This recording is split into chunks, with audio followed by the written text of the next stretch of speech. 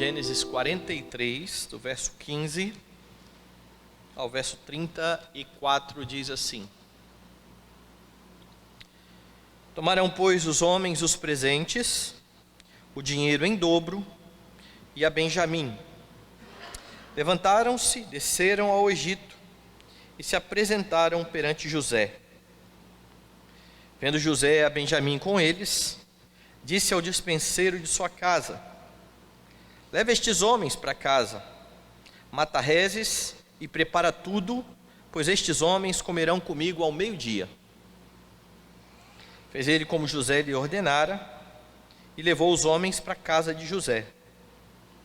Os homens tiveram medo, porque foram levados à casa de José, e diziam: É por causa do dinheiro que da outra vez voltou nos sacos de cereal, para nos acusar e arremeter contra nós, escravizar-nos e tomar nossos jumentos. E se chegaram ao mordomo da casa de José e lhe falaram à porta, e disseram: Ai, senhor meu, já uma vez descemos a comprar mantimento. Quando chegamos à estalagem, abrindo os sacos de cereal, eis que o dinheiro de cada um estava na boca do saco de cereal, nosso dinheiro intacto. Tornamos a trazê-lo conosco. Trouxemos também outro dinheiro conosco para comprar mantimento. Não sabemos quem tenha posto o nosso dinheiro nos sacos de cereal. Ele disse: Pai seja convosco, não temais. O vosso Deus e o Deus de vosso pai vos deu tesouro nos sacos de cereal. O vosso dinheiro me chegou a mim. E lhes trouxe fora a Simeão. Depois levou o mordomo aqueles homens à casa de José, e lhes deu água, e eles lavaram os pés. Também deu ração aos seus jumentos. Então prepararam o presente para quando José viesse ao meio-dia, pois ouviram que ali haviam de comer. Chegando José à casa, trouxeram-lhe para dentro o presente que tinham em mãos, e prostraram-se perante ele até a terra. Ele lhes perguntou pelo seu bem-estar e disse: Vosso pai, o ancião de quem me falastes, vai bem? Ainda vive? Responderam: Vai bem o teu servo. Nosso pai vive ainda. E abaixaram a cabeça e prostraram-se. Levantando José os olhos, viu a Benjamim, seu irmão, filho de sua mãe, e disse: É este o vosso irmão mais novo de quem me falastes? E acrescentou: Deus te conceda graça, meu filho. José se apressou e procurou onde chorar, porque se movera no seu íntimo para com seu irmão. Entrou na câmara e chorou ali. Depois lavou o rosto e saiu, conteve-se e disse: Servi a refeição.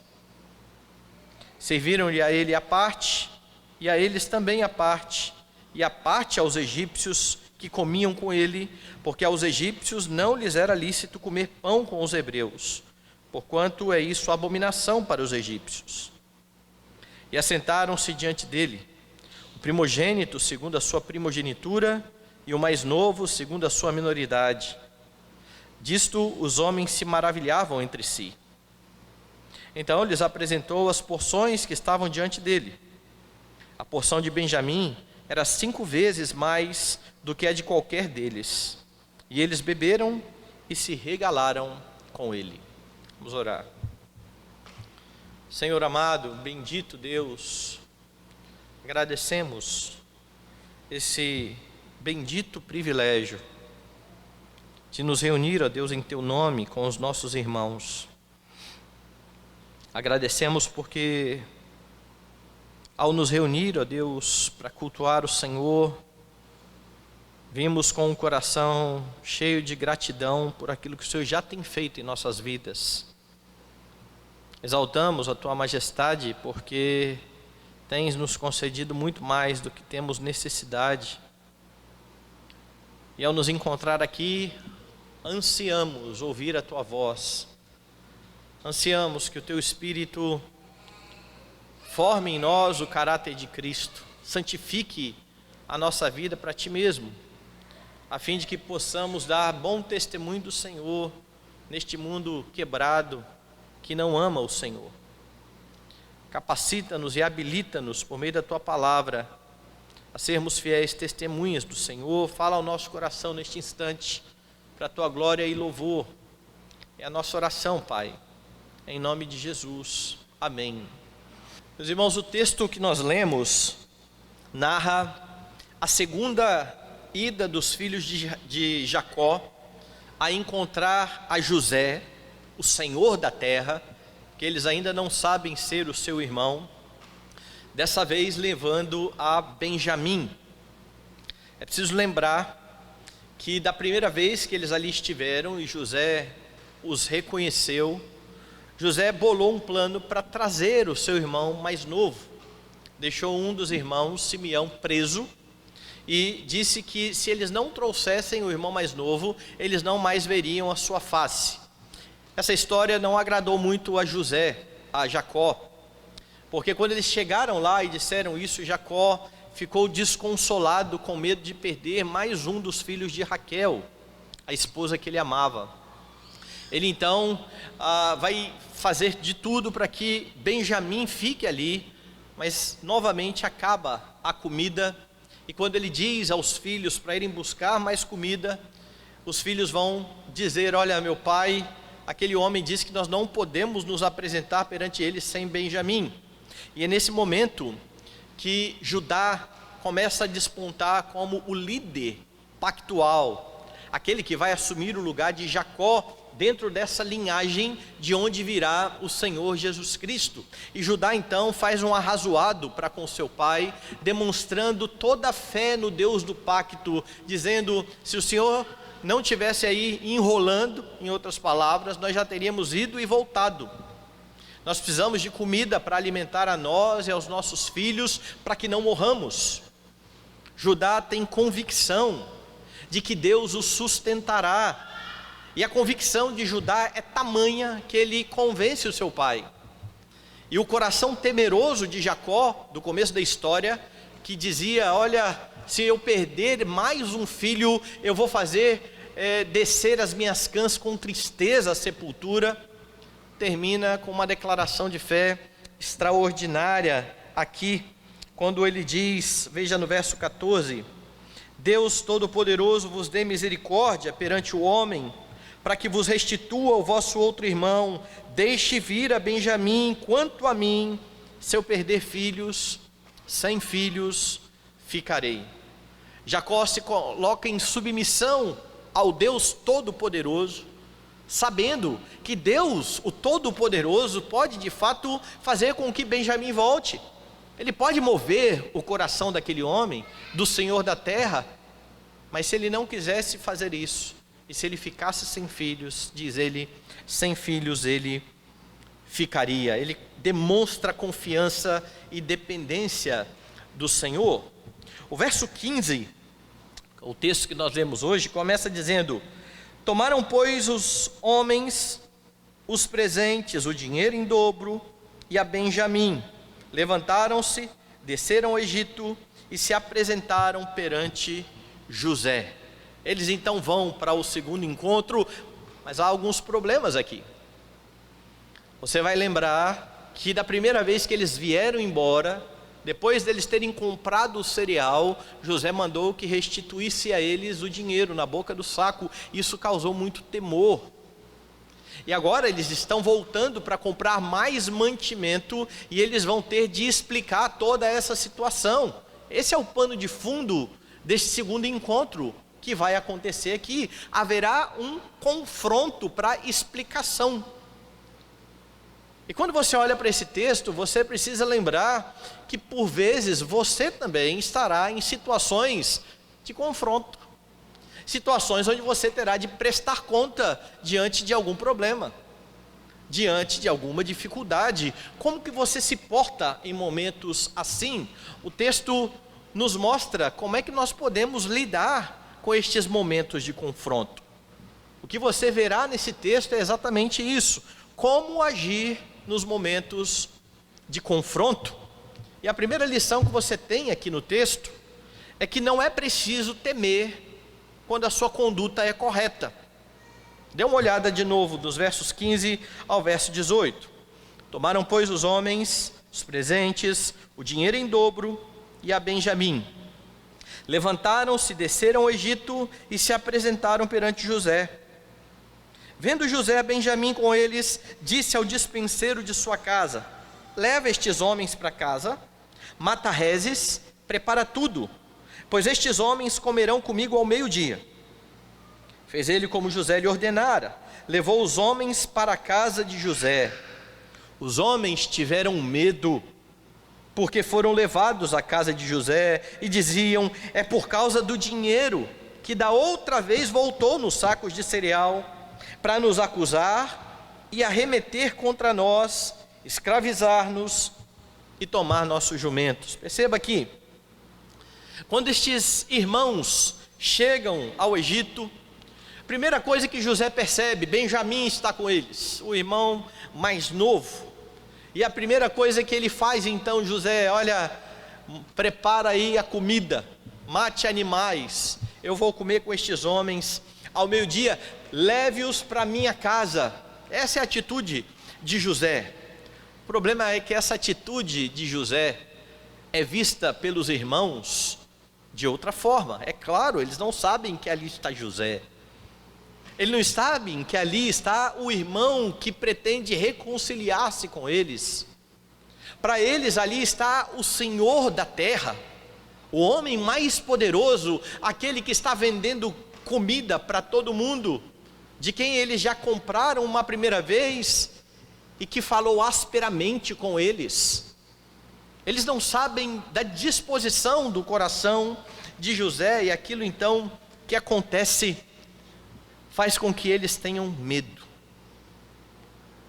E o medo leva com que eles comecem a especular sobre o que iria acontecer dali para frente. É por isso que eu disse, a primeira lição que você aprende aqui é não temer se você estiver com a consciência tranquila, se você tiver feito algo correto. Estes homens não fizeram nada de errado, ainda se eles estão morrendo de medo. O coração deles nesse momento não está encontrando descanso, ainda que eles não tenham culpa, ainda que eles não tenham feito nada de errado. E veja só a especulação, verso 18. Os homens tiveram medo, porque foram levados à casa de José e diziam: é por causa do dinheiro que da outra vez voltou nos sacos de cereal. Eles sabiam que havia acontecido algum mal entendido. Eles não tinham culpa, mas o dinheiro voltou. Como explicar isso? Olha, esse homem sabe disso. Este homem deu falta do dinheiro que nós pagamos e que voltou no saco de cereal. Mas a especulação não para aí.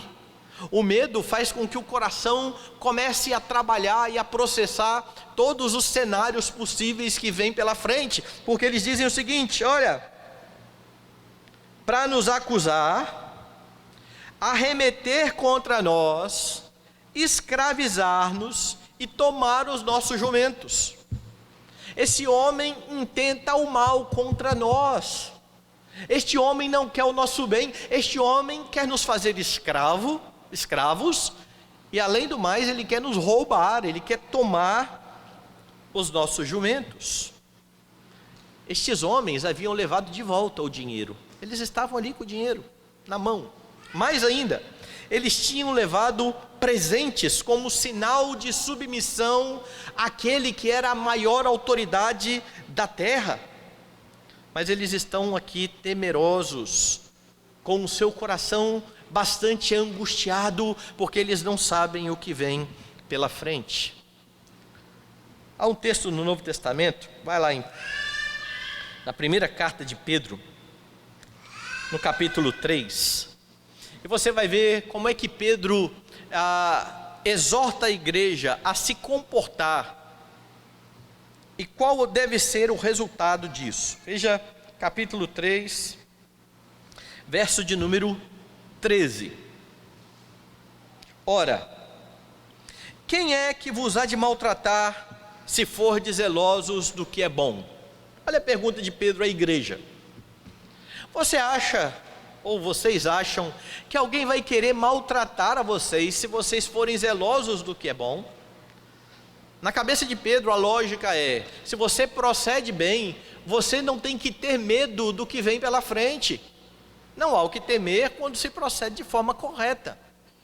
Mas ainda assim Pedro admite que mesmo procedendo bem, por vezes você pode ser acusado falsamente, você pode cair em maus lençóis. É por isso que ele diz no restante do versículo, veja no 14: mas ainda que venhais a sofrer por causa da justiça, bem-aventurados sois. Não vos amedronteis, portanto, com as suas ameaças, nem fiqueis alarmados. Antes, santificai a Cristo como Senhor em vosso coração, estando sempre preparados para responder a todo o que vos pedir razão da esperança que é em vós. O que Pedro então exorta no Novo Testamento é: se você anda em santidade, não tenha medo.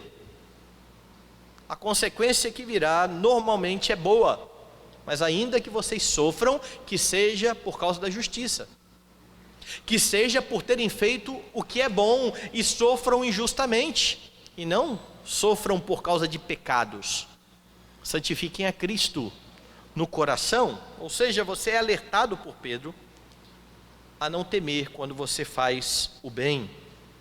O problema é que o coração, ele nos trai,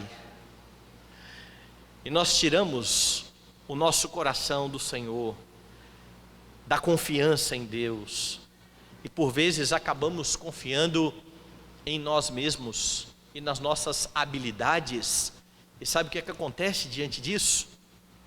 Como é que 10 homens enfrentarão o mais poderoso da terra? Ali está José. Ali está o homem mais poderoso depois do faraó. E se eles então não estão confiando no Senhor, o que é uma ironia, porque ao sair de casa eles estavam demonstrando exatamente isso, pelo menos Judá e Jacó.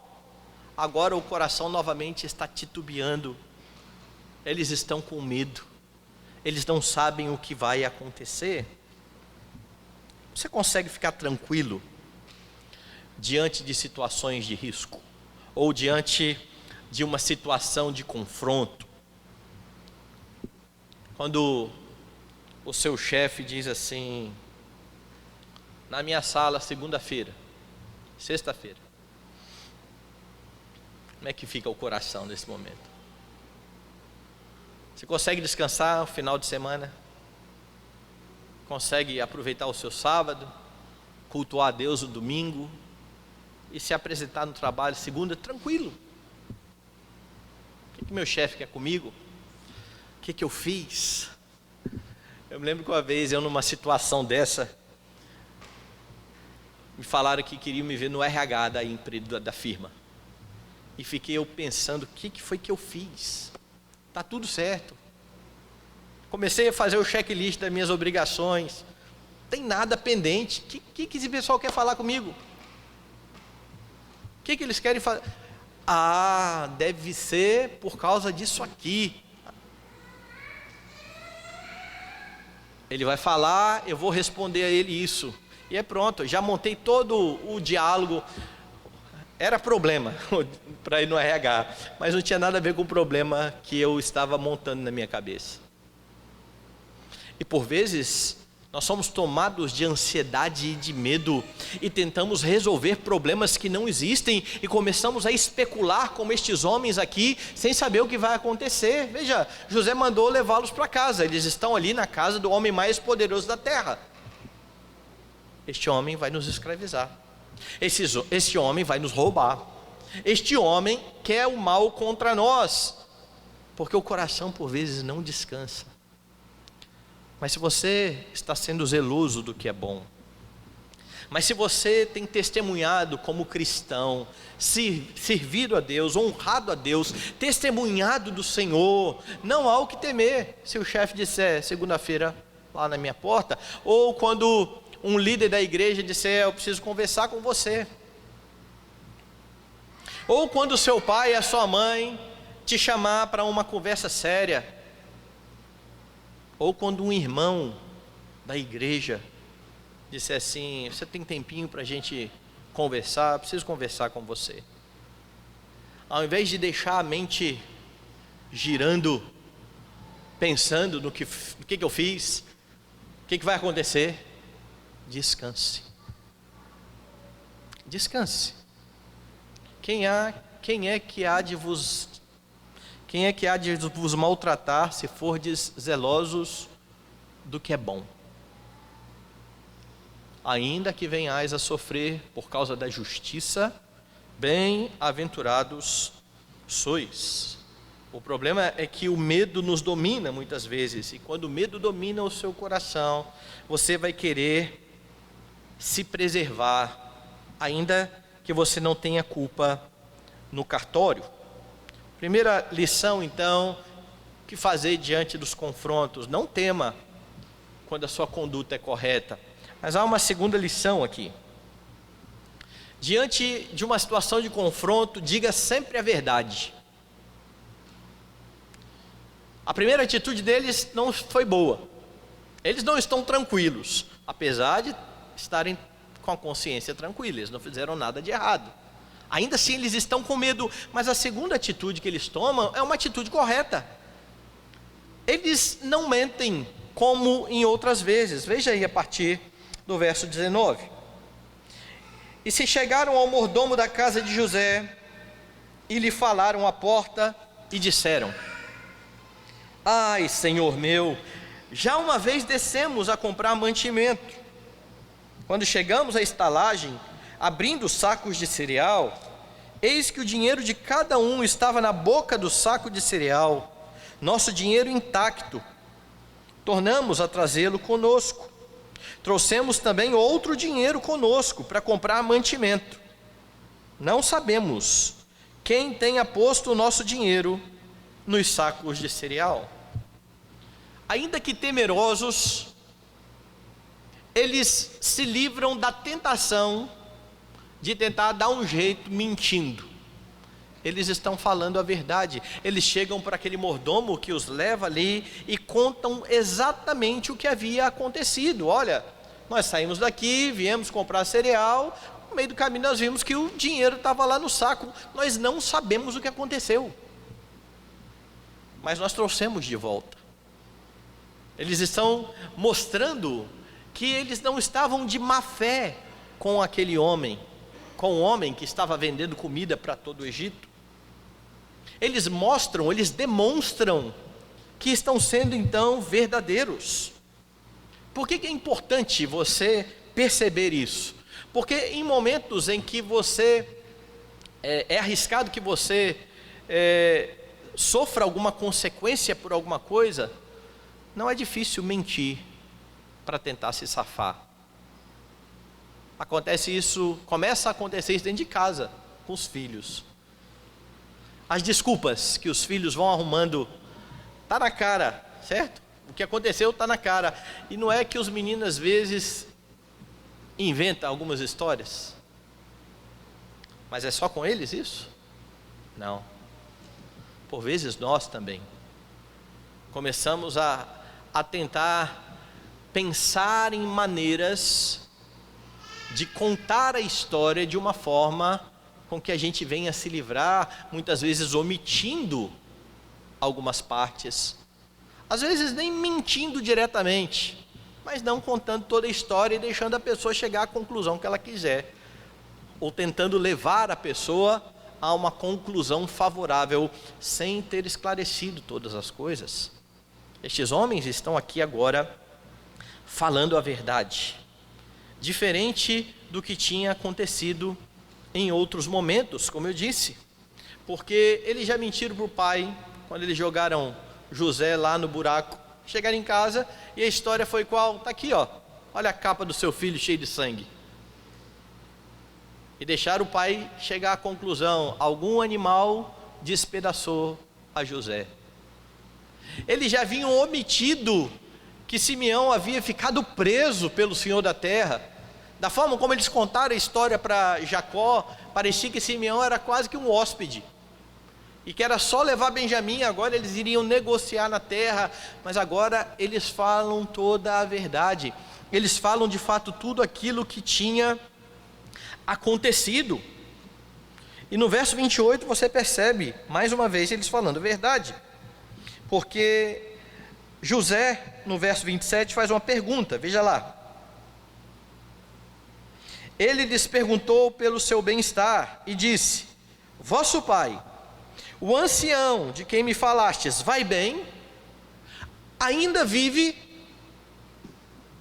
Faça aí volte lá um pouquinho na história. Quando eles chegaram em casa e falaram para Jacó a primeira vez: olha, o Senhor da terra quer ver Benjamim. O que Jacó falou? Por que vocês abriram a boca? Por que vocês falaram que vocês tinham outro irmão? Foi o Senhor da terra que perguntou para nós particularmente, e a gente ia saber o que ele iria fazer? Agora eles sabem o que este homem pode fazer. Da primeira vez eles não sabiam. Temos um irmão, então traz o irmão. Se vocês não trouxerem o seu irmão, vocês não vão me ver. Agora você tem um irmão, está toda a cena montada, e agora o Senhor da terra chega e pergunta: e o seu pai? Ele vive ainda? Não é uma tentação dizer: nosso pai morreu, tem 3 dias, nosso pai não existe mais. Veja a resposta do verso 28. Responderam: vai bem o teu servo, nosso pai vive ainda.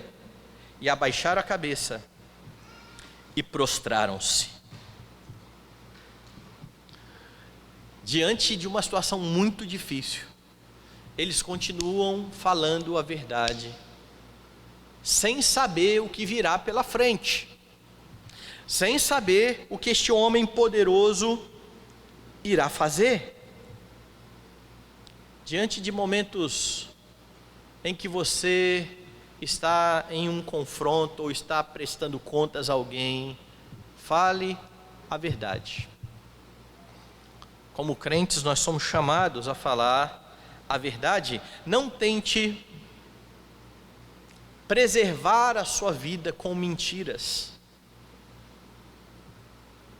Não tente preservar a sua reputação com mentiras. Eu falei na semana passada sobre o problema da reputação, que muitos querem manter a todo custo e estão dispostos a mentir em nome da sua reputação. Afinal de contas, as pessoas não podem ter um conceito ruim sobre mim. E a minha afirmação, lembrando de um livro que eu li, foi exatamente que se Deus quiser tirar a sua reputação, Ele vai tirar. E se Deus quiser devolver para você a reputação, Ele vai devolver. Não faça da sua reputação um alvo, porque se você fizer isso, você vai pecar, você vai mentir. Não tente preservar a sua vida omitindo fatos, falando mentiras, porque você vive diante do Deus da verdade. Segundo o Senhor Jesus Cristo, lá em João 8,44, falando de forma bem clara, a mentira procede do diabo. Não há outra fonte para mentira.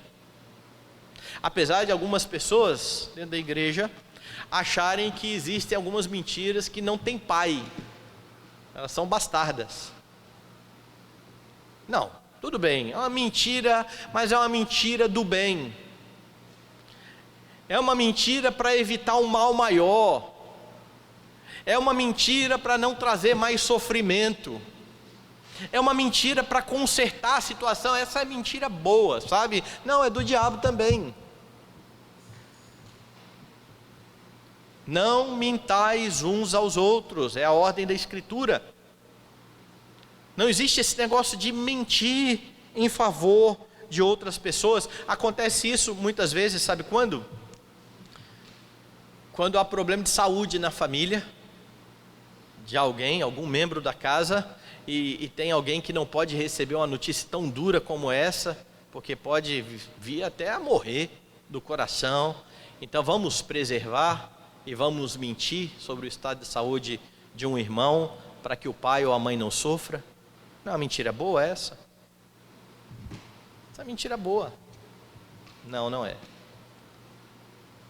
Na verdade, quando alguém diz que não vai falar a verdade com medo do que a pessoa vai sentir, está primeiramente preocupado não com a pessoa, mas comigo mesmo, porque eu vou ser o portador de uma má notícia. Isso é terrível. Logo eu vou ter que dar essa má notícia? Trazer sofrimento a alguém?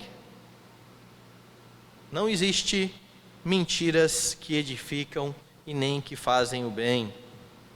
Ou mentir quando é pego em algum pecado e que é confrontado, e ao invés de dizer pequei, me perdoe, eu começo a pensar em várias saídas. Eu preciso confessar a minha falta. Se eu pequei, eu não tenho que ficar inventando desculpa, porque desculpas que são inventadas para justificar pecados são mentiras. São mentiras.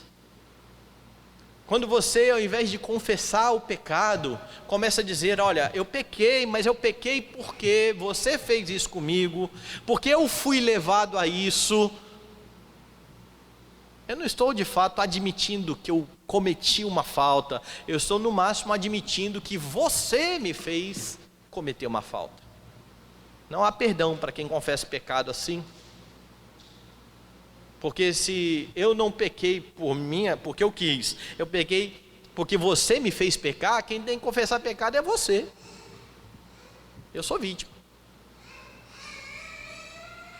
Não invente histórias. Mentir para não ser envergonhado. E nós por vezes falamos isso. Hoje de manhã eu brinquei, né, dando uma dica aí para as cozinheiras. Mas isso é verdade. Quando você pergunta alguma coisa a alguém, você precisa estar disposto a ouvir muitas vezes o que não vai te agradar. Eu falei da comida de manhã, né? Você fez a comida, preparou a comida para alguém, deixa a pessoa comer. E se ela quiser elogiar, ela vai falar, poxa, muito gostoso esse prato. Às vezes ela nem vai falar, mas ela vai repetir 3 vezes, você vai ver que foi gostoso, certo? Mas quando você diz, você gostou, talvez você coloque a pessoa numa tal da saia curta, porque ela não gostou. Mas ela não quer falar para você que ela não gostou, porque isso pega mal. A gente deu até um nome para essa mentira aí, chama etiqueta. Etiqueta é uma das filhas do diabo. Porque se o diabo é o pai da mentira, a etiqueta muitas vezes é a filha dele. Porque em nome da etiqueta, eu não posso ser mal educado, eu digo, delicioso. Você sabe qual é a consequência do pecado, não sabe? Mais comida no seu prato, da que você não gostou, você elogiou. Com isso eu não estou dizendo, saia falando a verdade sinceramente com todo mundo, e aí, você gostou da comida? Isso é a pior coisa que eu já comi na minha vida. Não, não é isso. Até porque quando nós somos chamados a falar a verdade, nós não somos chamados a falar a verdade de qualquer forma. Nós falamos a verdade em amor. E eu estou usando algo corriqueiro para mostrar que se nós lidamos com algo simples, como um elogio a uma comida, falando mentira, imagine diante de uma situação mais grave, o que não faríamos, o que não contaríamos, ou o que não omitiríamos.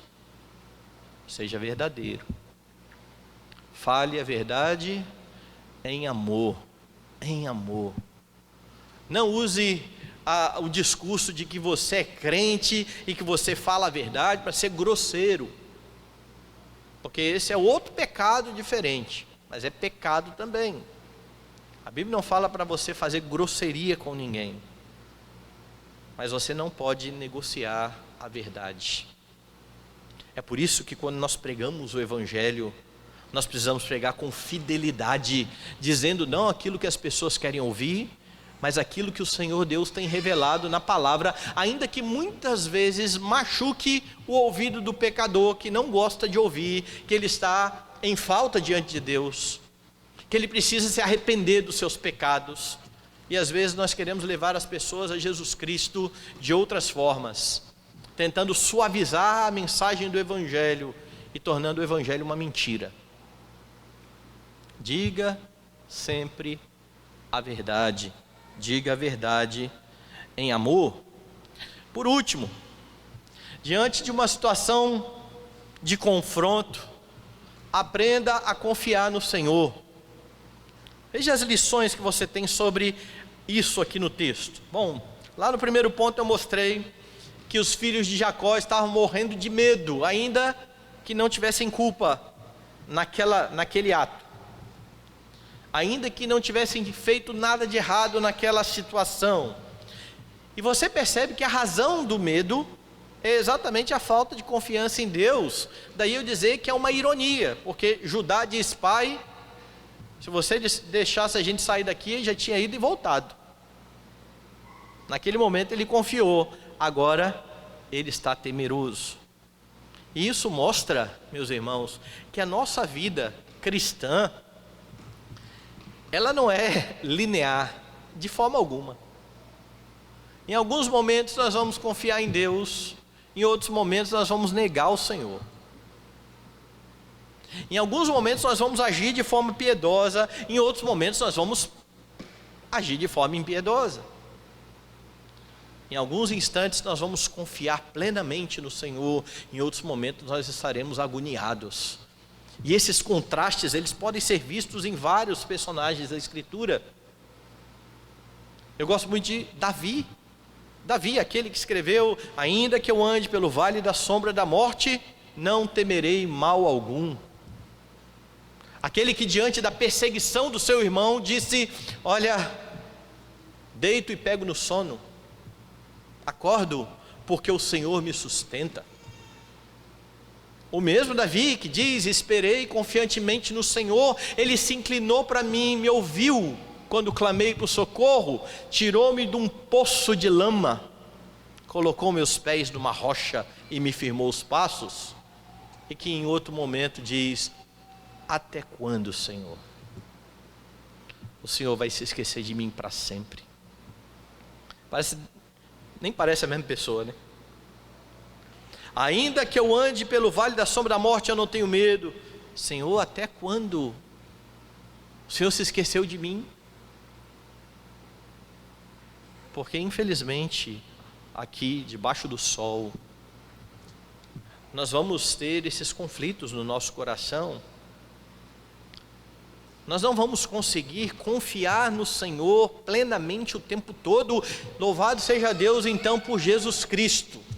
E é por causa dele que nós nos mantemos na presença do Senhor. Quanto a nós tropeçamos, mas somos colocados novamente de pé, porque o Senhor não desiste dos seus filhos e de formar nos seus filhos o caráter de Cristo. E é exatamente o que faltou aqui nesse momento. Aquele Judá que saiu de casa dizendo: nós vamos e vamos voltar, agora está junto com os irmãos com medo, estão temerosos. E então eles vão aprender algumas coisas, e você pode aprender algumas coisas com esta história. Eles aprendem, por exemplo, sobre a providência de Deus, e de forma irônica. Sabe quem fala sobre a providência de Deus para eles? Um egípcio. Dê uma olhada aí no texto, no verso de número 23. Depois que eles explicaram lá para o mordomo o que tinha acontecido, morrendo de medo: olha, nós viemos, trouxemos dinheiro, na volta o dinheiro estava na boca do saco, nós não sabemos o que aconteceu. Veja o que o mordomo egípcio diz. Ele disse: paz seja convosco, não temais. O vosso Deus, o Deus do vosso pai, vos deu tesouro nos sacos de cereal. O vosso dinheiro me chegou a mim. E lhes trouxe fora Simeão. É o egípcio que vai dar a boa nova para eles. O Deus de vocês deu tesouro para vocês. Tenham medo não. Vocês estão com medo de quê? Essa palavra ela aparece na Escritura, essa expressão várias vezes, né? Não tenha medo. O seu Deus é o Deus da providência. O seu Deus é o Deus que está dirigindo a história. É Ele quem está cuidando da sua vida. É isso que o egípcio está dizendo para eles. É isso que a Escritura está dizendo para você. É preciso aprender a confiar no Deus que está com você todos os dias, até a consumação dos séculos. Mas além da providência, você vê aqui a graça de Deus, porque sem nenhum merecimento, eles experimentam a graça, eles são tratados bem, até os animais são alimentados. Dá uma olhada aí no versículo 24.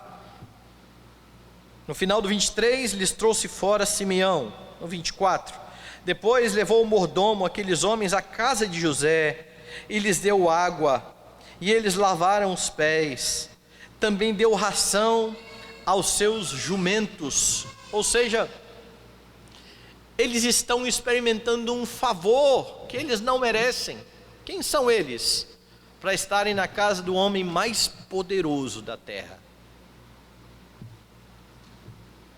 Quem somos nós para estarmos prestando culto ao Senhor de toda a terra? Isso é graça. É um favor que nós não merecemos, mas que nós temos por causa de Cristo.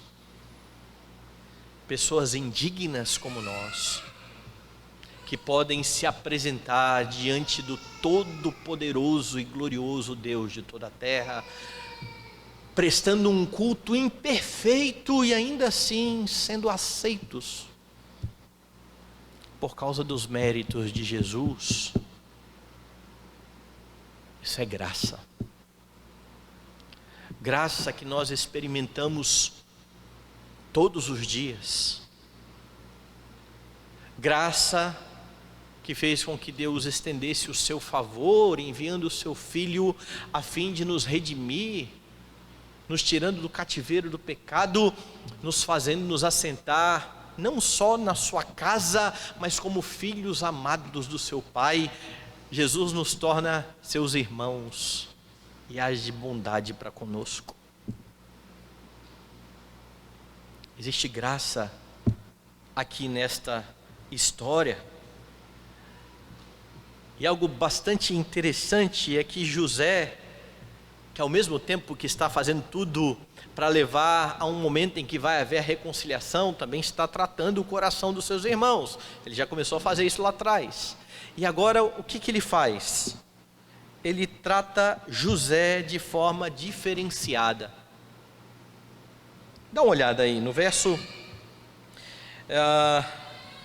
de número 31 a 34.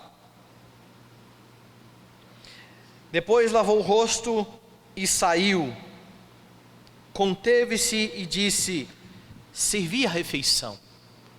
Este homem, o poderoso da terra, está emocionado. Sabe qual é a razão? Está em cima. Veja no versículo 29. Levantando José os olhos, viu a Benjamim, seu irmão, filho de sua mãe, e disse: é este o vosso irmão mais novo de quem me falastes? E acrescentou: Deus te conceda graça, meu filho. E agora o próprio José fala a respeito dessa graça bendita. Que Deus seja gracioso para com você. E aí, então ele se lava, manda servir a refeição.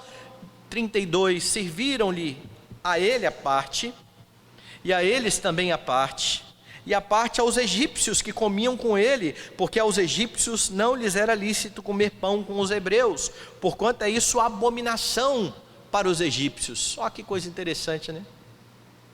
Os egípcios, povo pagão, achando abominação comer junto com os crentes, com aqueles que estão diante do Deus de todo o universo.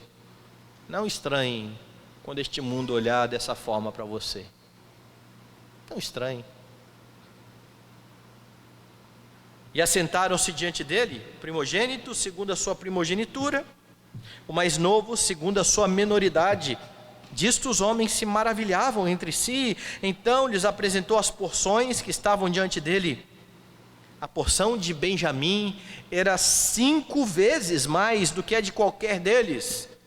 E eles beberam e se regalaram com ele. Veja a cena então. Benjamim, o filho preferido de Jacó, depois que José pretensamente morreu. E por que José morreu pretensamente? Porque os seus irmãos tinham inveja da forma diferenciada com o seu pai tratava o seu irmão. E agora ele trata o seu irmão mais novo de forma diferenciada. Como é que estes homens se portarão diante disso? E aqui você entende exatamente o que é graça. E Benjamim merecia mais que os outros? Também não. José quis ser bondoso para com seu irmão, filho da sua mãe. Como eu disse, ele mesmo menciona a graça.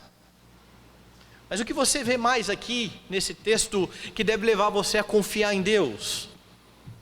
Fidelidade do Senhor, porque além do governo, da graça de Deus, a história está apontando para a fidelidade no Senhor. E isso é visto de forma bastante interessante, porque na semana passada eu disse que na semana retrasada, que no primeiro encontro de José com seus irmãos, o sonho foi parcialmente cumprido. Por quê? Porque José no seu sonho viu todos os irmãos diante dele, os feixes. Mas naquele primeiro encontro faltava Benjamim. Agora ele manda trazer a Benjamim. E agora estão todos os irmãos perante ele.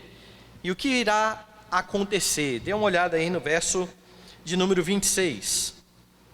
Chegando José à casa, trouxeram-lhe para dentro o presente que tinham em mãos e prostraram-se perante ele até a terra. Mas note um fato. Note o que o narrador, Moisés, está fazendo aqui na história. Lá no início, Moisés já havia relatado que os irmãos tinham visto José. Dá uma olhada lá no texto, verso de número 15. Tomaram, pois, os homens os presentes, levantaram-se, desceram ao Egito e se apresentaram a José. Eles se apresentaram a José. Vendo José a Benjamim com eles, disse ao despenseiro da casa: leve estes homens para casa, mata reses, prepara tudo, pois estes homens comerão comigo ao meio-dia. Eles não se prostram ali diante do Senhor da terra. Mas lá no versículo que eu li agora, 26, eles se prostram perante o Senhor da terra. Agora estão todos os irmãos. Naquele primeiro momento, Simeão estava preso. Não é sem razão que Moisés espera para narrar que eles se prostram diante do seu irmão, quando Simeão já foi reconduzido, quando está todo o grupo agora de irmãos mostrando o texto e mostrando Moisés aos seus leitores, que Deus cumpre cabalmente aquilo que Ele diz que irá fazer. Portanto, é preciso confiar nesse Deus. Agora são 11 irmãos prostrados, tais como os 11 feixes do sonho de José. É preciso, em momentos de crise, em momentos de confronto, aprender a confiar no Senhor, porque quando você não confia no Senhor, você vai ter medo, você vai mentir, você vai querer preservar a si mesmo, porque tudo isso decorre da falta de confiança no Senhor.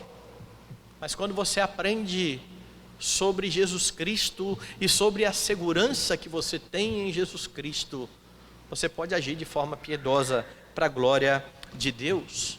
É por isso que eu comecei a liturgia mostrando os textos de Oséias, em que Deus diz categoricamente para o povo que o povo estava perecendo porque faltava conhecimento. E se você for para o Novo Testamento, você vai ver o próprio Jesus dizendo lá em Mateus 22 aos fariseus: vocês erram porque vocês não conhecem as Escrituras e nem o poder de Deus. Você vai crescer na confiança do Senhor à medida em que você conhecer o Senhor pela Escritura, vendo o Senhor nos mínimos detalhes das narrativas, vendo a Escritura apontar o tempo todo para aquele momento em que o Senhor Jesus Cristo virá a fim de redimir e salvar o seu povo, tal qual prometido pelos profetas. E quanto mais você conhece o Senhor pela Escritura, mais você pode então confiar nele.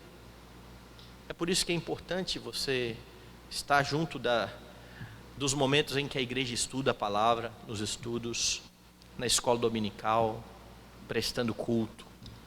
É por isso que é importante você fazer as suas devocionais em sua casa, gastar tempo lendo as Escrituras. Ah, mas eu já li tudo, já conheço a história, leia de novo. Leia, a Bíblia é um livro extraordinário, né? Que você todo ano pode ler, e no ano que vem você vai ler, você vai encontrar coisas que você nem viu. E vai ser assim a sua vida inteira. Porque você não vai cessar de conhecer o Deus que se revela por meio da Escritura, e ao olhar para a Escritura você vai perceber o Deus que governou a história e que continua governando a sua história. Você vai perceber que a sua vida não está ao acaso, mas que o Deus que soberanamente é muito maior do que nós, é um Deus também que está conosco, é o Emanuel, é o Deus que anda com o seu povo, é o Deus que é gracioso, dando a você aquilo que você não merece, dando a você salvação e vida eterna por meio de Jesus Cristo, e junto com isso, dando graciosamente com Cristo todas as coisas. Você vai lembrar que nos momentos de adversidade, você não precisa de outra coisa senão a graça bendita do Senhor, como Paulo ouviu: a minha graça te basta. Confie na fidelidade do Senhor.